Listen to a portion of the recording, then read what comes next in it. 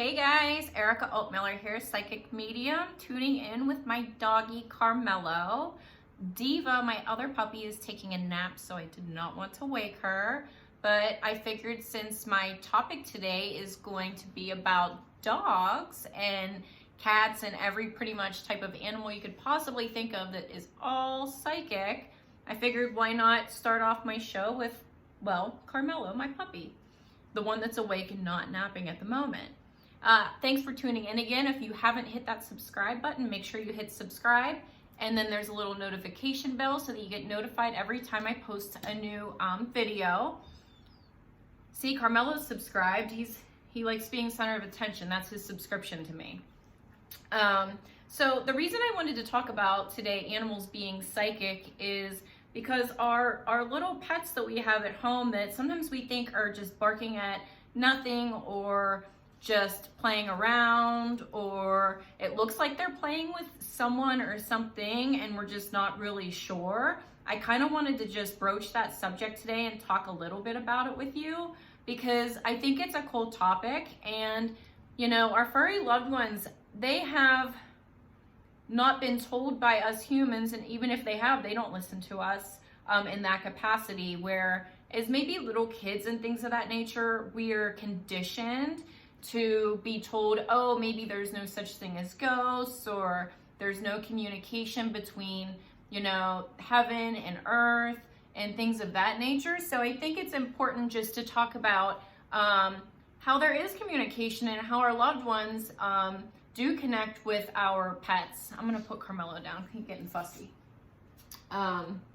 They do connect with us on different levels. So our pets don't have filters. They're just like, oh my God, there's, you know, Uncle, you know, Dave or whoever. And next thing you know, your dog's jumping around or your cat is totally mesmerized by something that you can't figure out. And the reason that that's happening is because they don't have a filter in our dogs and things of that nature. That's why they act different before maybe a natural disaster. Living in LA and experiencing earthquakes here and there. I know the other night, it wasn't a big earthquake or anything, but Diva was laying on the couch with me taking a nap. Diva likes to nap. But Carmelo was up, and he's younger, and he was pacing back and forth, and all of a sudden it felt, you know, a bit shaky. And you know, and he started his barking immediately, but he had been barking a little bit prior, but my neighbors weren't around making noise. There was no dogs up and down the hallway. So I was just, you know, kind of watching him. And then when it happened, I really wasn't that surprised. And that's natural instinct for our animals to be in tuned. And if every human was as in tuned as an animal, and I mean in tune and aligned by your mind, body, and soul all being aligned together, that makes life a lot easier for everyone, because when we feel aligned, we aren't as surprised when things happen, that's for sure. But usually around 8, 9 o'clock every night, I know with my puppy, Diva and Carmelo, they always start acting a little goofy, and sometimes they're playing around, but if you're more in tune than you think. So understand that whenever you feel that there's a presence, that your dog or your cat or whoever is playing with a loved one that's deceased and crossed over, whoever you feel first, that is who they are playing with. So the other night, I just felt my grandfather's presence very strong, and I called him Pappy. So I know that Carmelo wasn't playing around with the air and listening to the television. He was looking up, and he was very direct in where he moved his eyes to, how he was playing, how he was moving around. So know that when your pet is doing that, whoever you first think of and feel is there, that's who's there. You're not losing your mind. You're not crazy after all. I know that what we do as humans is sometimes we definitely try to make sense of something, but at the same time we try to discount it by going, that can't be right, that can't be true. There's no way that my dog is playing with, you know, my cousin or my brother or my sister, or, you know, my parents or whoever. You're thinking, oh my gosh, like that we always tend to look for reasons. My clients, definitely a lot of them have come a long way, and just acknowledging the fact that they feel their loved ones there. It doesn't take a medium to do it. Everybody has intuition. So I think just allowing your intuition and being open, that is so key. Our pets are, like I said, they aren't told you can't believe in ghosts, you don't see ghosts, you know, you have an imaginary friend. We can't tell our pets things like that because those things don't exist for them. What they see is very real, and it's very much normal to them. Where for us, we're kind of like, oh my God, I saw this person, and I saw, a loved one of some sort, sitting at the edge of your bed. I mean, when I was like 6, I saw my great grandmother. That's when my mediumship really started to take off. And I saw my great grandmother sitting at the edge of my bed. But to me, because I was a kid, I was never told there's no such thing as ghosts. I just felt normal. Like, oh, she's here, now she's not.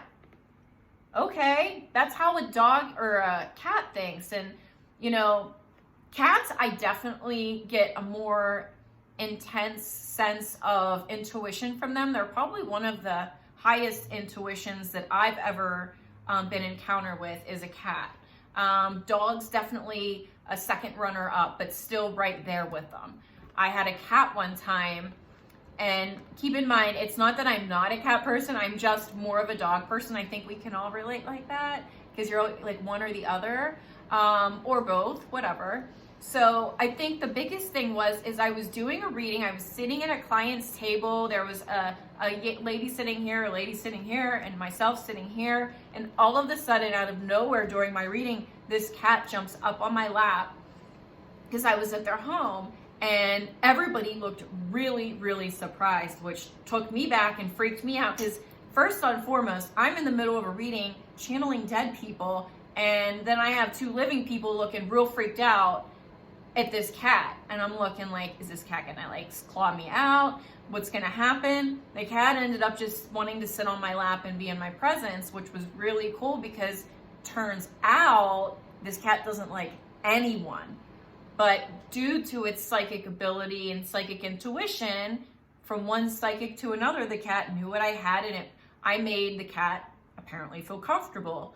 The only reason I was uncomfortable was by the look on the owner's face is going, oh my gosh, this cat is sitting on her lap. It just jumped up. What's gonna happen? Nothing happened. It just sat there and just wanted to be there for the reading and to feel the energy. So I love stories like that. So if you have a really cool cat or dog story, or I don't know, a lizard. I had a lizard.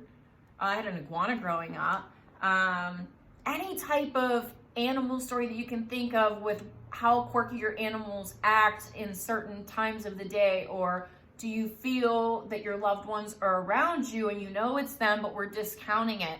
Remember, our pets aren't conditioned like humans are, where they're told these different things of no such thing as ghosts. No, that doesn't exist. No, that's your imagination. So know that, that's like second nature to them, seeing a loved one, playing with them in the physical form. That's very normal. So I think the sooner we embrace that, I've embraced it, trust me. Carmelo is an absolutely crazy spiritual animal, where Diva's kind of like, yeah, I see them, I don't really care. So it just depends on your animal's demeanor. Some are way more interactive with spirit, and some are kind of like, yeah, I know that they're there, but it's not that big of a deal. So share some stories with me. I'd love for you to hit me up in the comment section down below, and tell me about your cat or dog or whoever's psychic experience that you've watched and seen them play. I've watched my grandfather especially. He's always the ornery one of the group. He actually threw like one of those little dingo bones back in the day. Like as soon as he passed away, I just kept asking for, a different type of sign versus him just coming to me. And next thing I know, it looked like someone launched this dingo across the room, and Diva went flying after it. And that was really cool. So, if you ask your loved ones from signs, even if it's connecting with your pet, it's just another means of communication that that they're with you.